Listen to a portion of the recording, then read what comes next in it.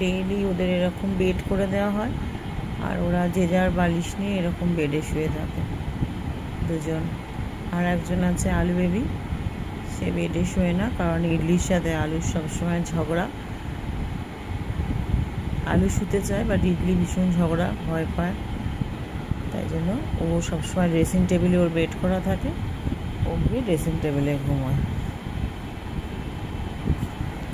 আর ইডলি আর পোস্ত এরকম ওদের দুটো বালিশ পাতা থাকে, ওরা শোয়। আর যেহেতু এসির ভেতর থাকে, সেখানে ওদের কমফর্টার থাকলে শীত করলে ওরা ওই কমফর্টারের মধ্যে ঢুকে যায়। ইডলি এখন পুরোপুরি ঘুমের মধ্যে চলে এসছে, পজিশন চেঞ্জ।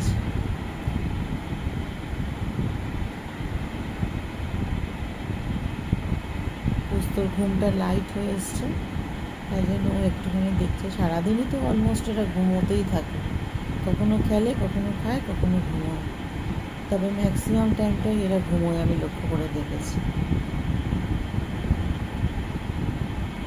ঠিক 4:30 বাজবে, ইডলির ঘুম ভেঙে যাবে, আর তার আগে পোস্ত উঠে বাইরে চলে যায়, গিয়ে ব্যালকনিতে একটা বেড করা থাকে, ওখানে সুন্দর হাওয়া দেয়, ওইখানে শুয়ে থাকে।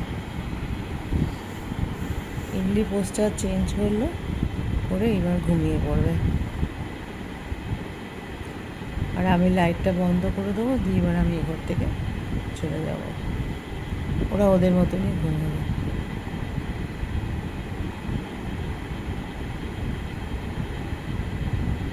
আর আলু বেবি এখানে শুয়ে আছে, ওরও বেডে শুতে ইচ্ছা করে, শুতে চায়, কিন্তু ওই যে ইডলি একদম করে না, ভীষণ ঝগড়াঝাটি করে। আর আলু একটু শান্তিপ্রিয় মানুষ, মানুষ না, শান্তিপ্রিয় বেড়াল, ও ঝুট ঝামেলা পছন্দ করে না, তাই এখানে ঘুমিয়ে পড়ে।